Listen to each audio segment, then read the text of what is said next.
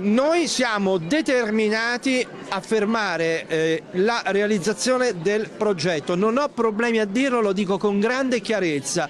Useremo gli strumenti legali che abbiamo a disposizione negli organi giurisdizionali italiani, sia penali che civili, ma anche negli organismi giurisdizionali europei. Angelo Bonelli, leader di Europa Verde a Messina, a Torrefaro, per un incontro sul ponte è stato chiaro: l'esposto è stato un atto necessario perché la società Stretto di Messina e il governo trattano questa materia con assoluta riservatezza e questo per lui è assolutamente inaccettabile. Il leader dei Verdi e il segretario nazionale di Sinistra Italiana Nicola Fratoianni hanno ribadito la loro posizione definendo l'opera un furto di risorse al sud.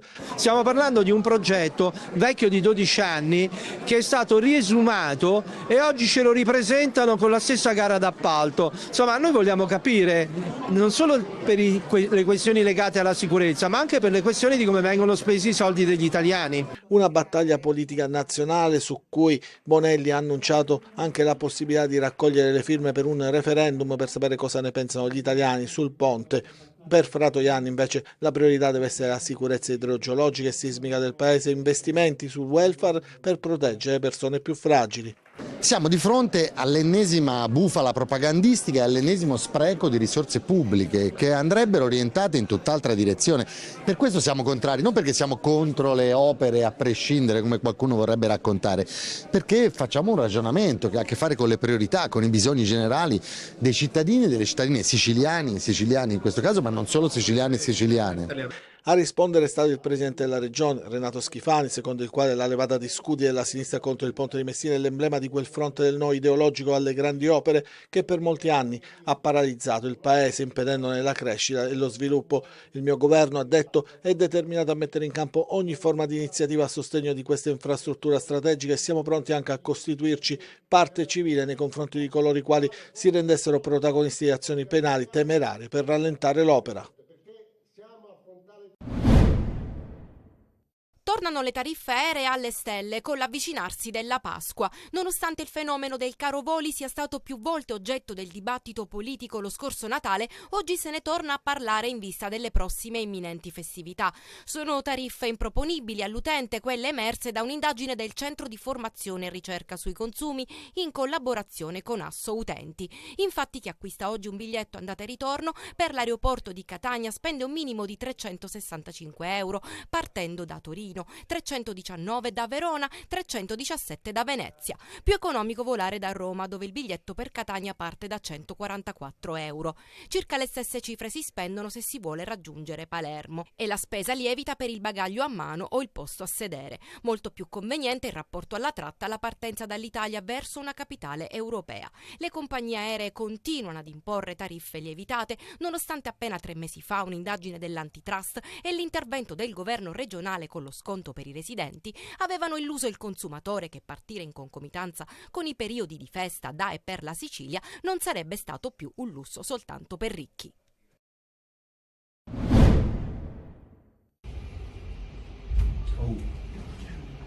L'ora X è scattata alle 12:15, ora in cui la bomba di 250 kg, residuato bellico della seconda guerra mondiale, è stata disinnescata. È stato necessario far evacuare case, stabilimenti ed una fattoria, chiudere strade nell'arco di 400 metri per far brillare un ordigno aereo di nazionalità tedesca rinvenuto in contrada a Pantano d'Arci nella zona industriale di Catania. Le operazioni di bonifica e brillamento sono state programmate nella giornata festiva e di buon mattino per alleviare i disagi alla viabilità e al traffico aereo, interdetto solo per brevi fasce orarie tra le 7:30 e le 8 e le 12 e le 12:30. Alle 6 del mattino, su disposizione della prefettura, è stato aperto il centro coordinamento soccorsi allestito in uno dei padiglioni della ST.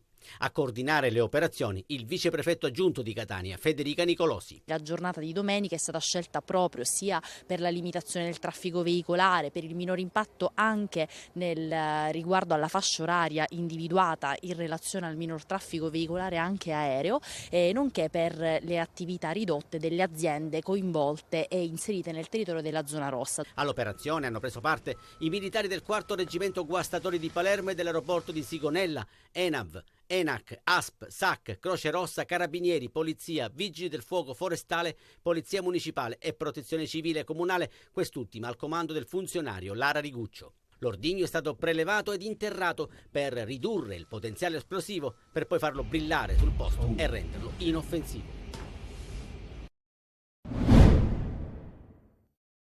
Dopo 15 ore di lavoro incessante è stato completamente domato l'incendio che ha interessato l'area del Belvedere, la zona Craparello, da dove poi si è diviso raggiungendo Pizzo dell'Effio nella parte alta della montagna di Inici e l'altro fronte in zona Costa Larga Romita. È ancora presto per fare un bilancio dei gravi danni, ma secondo una prima sommaria stima sarebbero già oltre 350 gli ettari di bosco e macchia mediterranea ridotti in cenere dall'incendio scoppiato ieri sera attorno alle 20 dalla zona del Belvedere a Castellammare del Golfo. Circa il 30% gli alberi bruciati nel percorso dell'incendio perché è andato a fuoco il sottobosco, in particolare l'ampelodesma.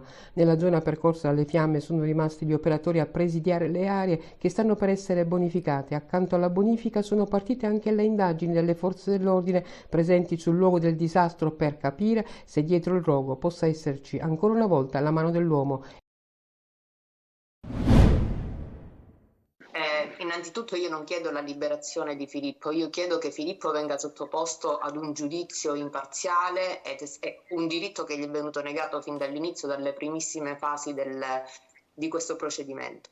Il caso di Filippo Mosca finisce nella nostra trasmissione Il Punto, dove Ornella Matraxia, la madre del giovane nisseno detenuto in Romania, ha avuto un confronto con alcuni rappresentanti della maggioranza parlamentare. In studio anche il senatore di Fratelli d'Italia Salvo Sallemi, componente della Commissione Giustizia, che proprio recentemente ha depositato un'interrogazione sulla vicenda. Sallemi chiarisce che il governo non può intervenire sull'autonomia giudiziaria di un altro paese, ma che bisogna attendere la sentenza in appello fissata per il 19 aprile per chiedere l'estradizione. Nella autonomia giudiziaria di uno Stato sovrano noi non possiamo entrare. Quello che noi possiamo fare è attivare i nostri cavalli, i nostri contatti diplomatici e fare in modo che qualora dovesse esserci una condanna lui possa scontare la pena, come avverrà per Chico Forti, in Italia, in un regime diverso rispetto a quello detentivo che sta affrontando in Romania. Questa è la battaglia che dobbiamo affrontare. Le posso garantire, ripeto, che al di là della mia interrogazione c'è un movimento diplomatico di fondo. Un impegno trasversale ribadito in studio anche dalla senatrice pentastellata Dolores Bevilacqua. L'impegno massimo sarà quello di poter portare il prima possibile suo figlio a eventualmente scontare la pena in Italia, ma bisogna sicuramente attendere. Una lunga attesa per la sentenza e le speranze dei familiari di Filippo non sono molte, dopo che alla scorsa udienza i giudici non hanno permesso ai funzionari dell'ambasciata italiana di restare in aula. Era un diritto di Filippo avere il proprio governo come osservatore all'interno dell'udienza. Non è fatto molto strano che loro abbiano deciso invece di fare uscire i signori dell'ambasciata, la dottoressa Navarra, il capo dipartimento dell'ambasciata italiana in Romania, fuori dall'aula. Quindi questo lo consegno, non voglio essere polemica, però è un dato supplementare che capite bene che mi mette angoscia più di quella che già proviamo da 10 mesi a questa parte. Intanto il 25 marzo i giudici romeni si pronunceranno sulle misure cautelari per il giovane siciliano. Giochi fatti dentro Forza Italia o quasi, scelte già operate nella Lega ma con l'incognita dell'alleato Raffaele Lombardo, accordo in arrivo per la DC di Cuffaro per una lista di centro, Fratelli d'Italia che deve fare i conti con le due anime in cui è divisa in Sicilia. Si viaggia verso le europee, nel centro-destra lo si fa ciascuno per sé, ma guardando anche a cosa fanno gli altri. Scelte diverse invece nell'opposizione, dove Cateno De Luca stringe patti a nord, il Movimento 5 Stelle va al click day ma con indicazioni chiare del presidente Conte, e il PD che è sotto pressione per la voglia di candidarsi di esponenti storici del fronte antimafia. Fra gli azzurri appare ormai da tempo certa la candidatura di Marco Falcone, assessore regionale all'economia, ed Edi Tamaio, assessore regionale alle attività produttive. Su queste due candidature si determinerà lo scontro principale fra le aree politiche interne al partito. Si sa già, ad esempio, che Schifani appoggerà Tamaio. Le due candidature degli assessori facilitano la composizione della lista, dove ormai è corsa ai numeri 2, che sperano così nella rinuncia dei big per un posto d'oro a Bruxelles. In Fratelli d'Italia c'è il personaggio scomodo Giuseppe Milazzo, eurodeputato uscente ma che era stato eletto nelle file azzurre, e c'è la voglia dell'ex assessore alla salute Ruggero Razza di provare la corsa. Il partito della Premier è diviso però sempre in due anime, i meloniani della prima ora e gli uomini e donne di Musumeci. La Lega ha scelto di ricandidare Annalisa Tardino, ma deve fare i conti con l'alleato MPA, Raffaele Lombardo, che continua a dire che non sarà candidato, ma a domanda diretta a margine dell'incontro di Ragusa si fa scappare un mai dire mai. Mai dire mai, perché ogni settimana arrivano nuove ambasciate e pressioni. Si chiama Lista Libertà invece il nuovo progetto di Cateno De Luca, che ha già stretto alleanze con Sud, chiama Nord, e il Partito Popolare per il Nord di Roberto Castelli, ex ministro della Giustizia. In attesa del Click Day del Movimento 5 Stelle, nel quale saranno schierati anche ex sindaci come Piccitto e 5, a sinistra si muove il Movimento Antimafia, che potrebbe schierare a sua volta l'ex sindaco di Palermo, Leoluca Orlando, che insiste per essere candidato, l'ex presidente della regione Rosario Crocetta, mentre l'ex presidente dell'IRSA Pantoci cerca spazio fra i 5 Stelle, sponsorizzato personalmente proprio da Giuseppe Conte.